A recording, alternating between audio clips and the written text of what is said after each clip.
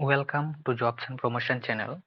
हमारे Telegram group पे promotion exam का जो मॉक टेस्ट सीरीज चल रहा है, वही टेस्ट सीरीज का जो टेस्ट नंबर 1 है, उसका जो टॉप मोस्ट 25 क्वेश्चन है, उससे लेकर हम इस यूट्यूब चैनल पे डिस्कस करेंगे। इस वीडियो में हम वही मॉक टेस्ट सीरीज का जो टॉप 25 क्वेश्चन है उसको लेकर डिस्कस करेंगे। ठीक है, ये टेस्ट नंबर 1 है। तो शुरू करने से पहले मैं एक बार बता देता हूँ, मैं जो ये क्वेश्चन है वो इंग्लिश हिंदी दोनों में बता दूंगा, साथ में जो ऑप्शन है वो भी डिस्कस कर दूंगा। आप लोग क्या कर सकते हैं, इसका जो आंसर है वो मुझे टेलीग्राम पे पर्सनली मैसेज कर देना, किसी भी पेज पे लिख के, या फिर हम आप लोग टेलीग्राम पे मुझे पर्सनली मैसेज कर देना। उसके बाद इसका जो करेक्ट ऑप्शन, करेक्ट आंसर जो होगा, उसका जो पीडीएफ होगा, मैं आप लोगों को टेलीग्राम पे शेयर कर दूंगा। ठीक है, टेलीग्राम चैनल का जो लिंक है वो मैं आपको वीडियो के डिस्क्रिप्शन बॉक्स में दे दूंगा या फिर कमेंट में भी दे दूंगा। ठीक है, तो चलिए शुरू करते हैं टेस्ट नंबर 1। टेस्ट नंबर 1 का पहला question, DRT deals for recovery of dues above. कितने तक की ड्यूज हो तब डीआरटी जो है वो डील करता है। अगर आपको ड्यूज जो है वो रिकवरी करना है तो कितने तक का ड्यू होना चाहिए, जो डीआरटी के पास आपको जाना है। डीआरटी मतलब डेप्ट रिकवरी ट्रिब्यूनल। ठीक है, इसका फुल फॉर्म आता है एग्जाम में, बहुत इंपॉर्टेंट है। तो इसका पहला ऑप्शन है 10 लाख, ऑप्शन बी है 20 लाख, ऑप्शन सी है 40 लाख और ऑप्शन डी है 1 करोड़। आप लोगों को सही ऑप्शन जो है वो मुझे बताना है। ठीक है, फिर question number 2, R stands for ARC. ARC में आर किसके लिए स्टैंड करता है। कभी भी एग्जाम में जो एआरसी है उसका फुल फॉर्म नहीं आएगा, किसी भी एक के बारे में पूछेगा, ए के बारे में या आर के बारे में या सी के बारे में, इसीलिए एग्जाम में टफ हो जाता है। ठीक है, तो एआरसी में आर किसके लिए स्टैंड करता है, रिटेल के लिए या रिकवरी के लिए, रिकंस्ट्रक्शन के लिए या रिडम्पशन के लिए। ठीक है, फिर आता है question number 3, provisioning required in case of loss asset. ये एनपीए का क्वेश्चन है। प्रोविजन का एक चार्ट दिया हुआ है, देख लेना आप लोग। प्रोविजन के बारे में हर साल क्वेश्चन में, हर साल एग्जाम में एक क्वेश्चन आता है।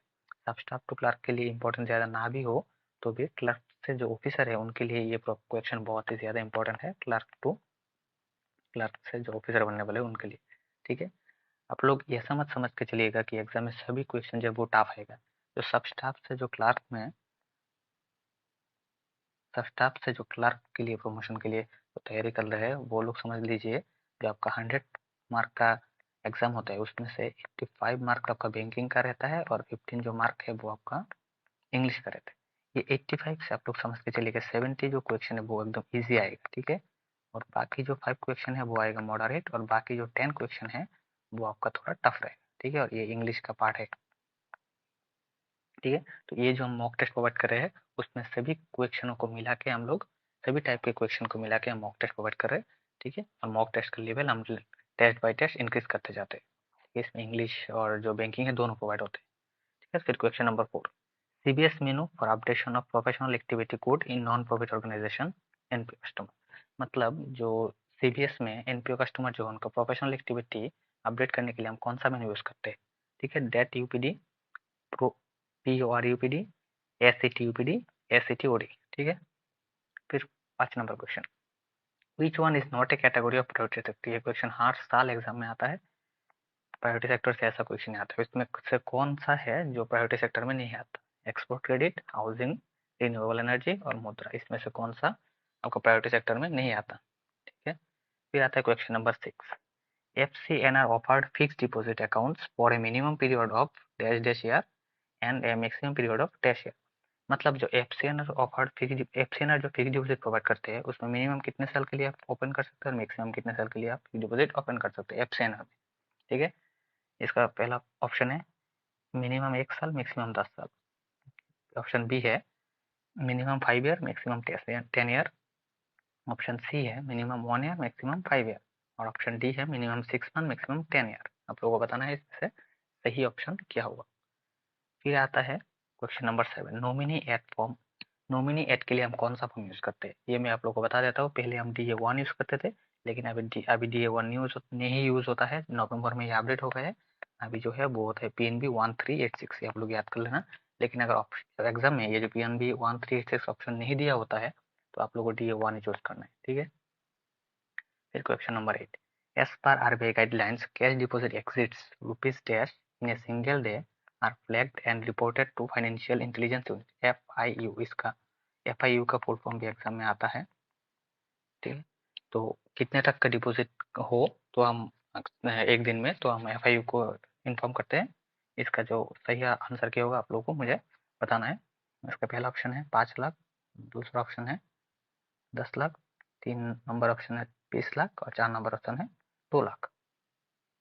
Question number 9, cash withdrawal limit at ATM for PNB अंतर्दृष्टि कार्ड। पीएनबी जो अंतर्दृष्टि कार्ड है वो ब्लाइंड के लिए दिया जाता है, तो इसमें जो कैश विड्रॉल का लिमिट है वो कितना है? ठीक है, ऑप्शन नंबर ए है 10,000, option number B 20,000, option number C 25,000, option number D 60,000। फिर आता है question number 10, PNB tax shield fixed deposit जो है can open for minimum maximum ₹10 lakh and lock in period is dash.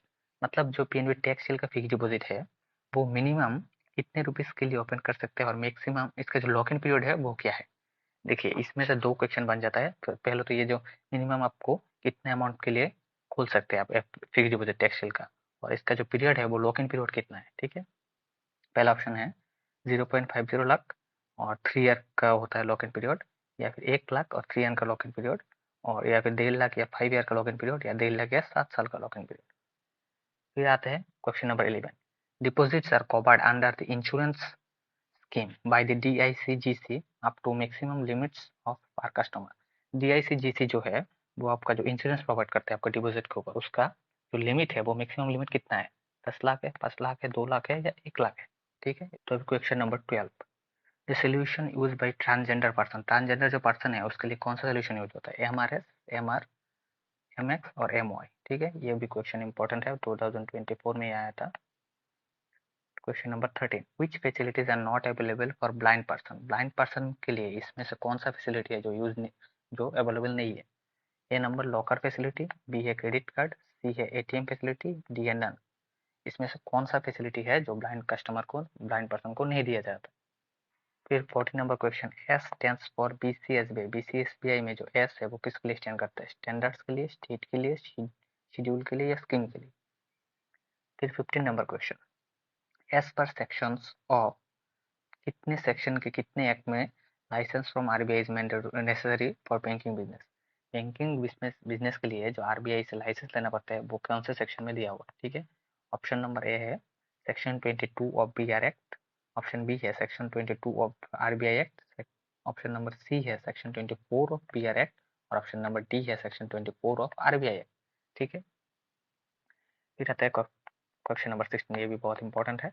Under लोक अदालत the claim amount should not exist. लोक अदालत में अगर आपको किसी भी लोन के लिए क्लेम करना है तो आपका जो लोन अमाउंट है वो कितने तक से ज़्यादा नहीं हो सकता। ठीक है, मैक्सिमम आपका कितना हो सकता है? वो 2 लाख या फिर 5 लाख या 10 लाख या 20 लाख। ठीक है, फिर आता है क्वेश्चन नंबर 17, PNB सजा 2.0 जो मॉनिटर करता है all borrowers account with exposures above. कितने तक का एक्सपोजर के लिए जो PNB सजा है वो आपको मॉनिटर करता है? इसका पहला ऑप्शन है 1 लाख, बी है 10 लाख, सी है 50 लाख और डी है 1 crore.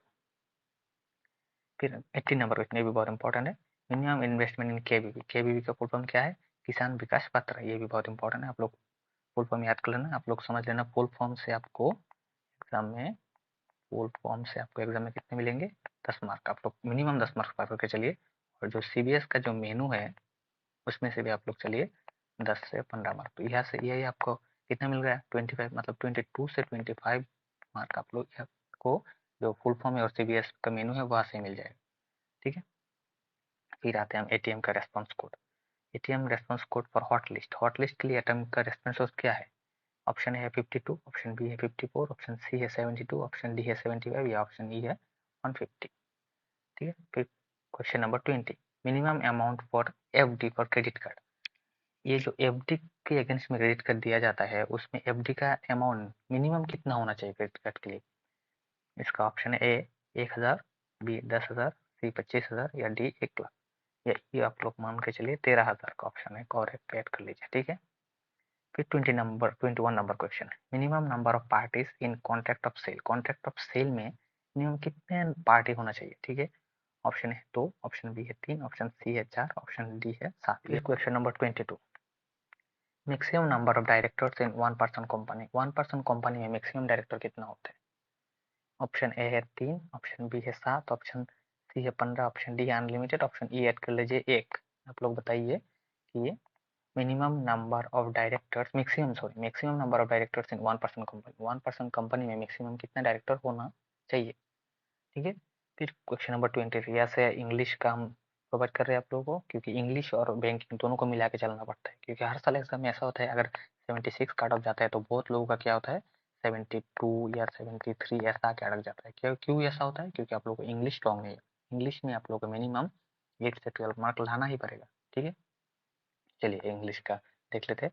Find the correctly spelled word, इसमें से कौन सा वो जो वर्ड है वो करेक्टली स्पेल्ड है। ठीक है, आप लोग देख लेना एक बार हम का आपको करेक्टली कौन सा स्पेल्ड है वो आप लोगों को बताना है।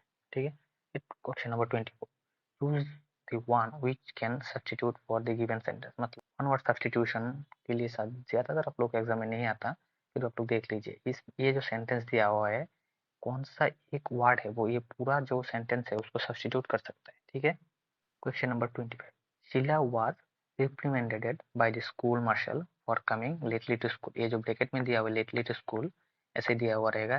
ये जो इस सेंटेंस को जो वो आपको इम्प्रूव करना है, जो ब्रैकेट में पार्ट दिया हुआ है उस पार्ट का आपको इम्प्रूव करना है। इस ब्रैकेट में पार्ट में क्या होगा, लेटली टू स्कूल की जगह टू स्कूल लेटर हो सकता है, या टू स्कूल लेटली हो सकता है, या लेट टू स्कूल हो सकता है, या फिर कोई भी इम्प्रूवमेंट करने की जरूरत नहीं है, जैसा है बिल्कुल करेक्ट है। ऐसे ही आप लोगों को रेगुलर मॉक टेस्ट अटेम्प्ट करना है तो आप लोग हमारे टेलीग्राम चैनल पर ज्वाइन कर लीजिए। टेलीग्राम चैनल का जो लिंक है वो मैं आप लोग का डिस्क्रिप्शन बॉक्स में दे दूंगा। तो आज का जो टेस्ट है वो हम यहीं पे समाप्त करते हैं। आप लोग देख लीजिए आप लोगों को 25 में लोग कितने मिलते हैं, मुझे कमेंट में बता देना आप लोगों को कितना मिलता है।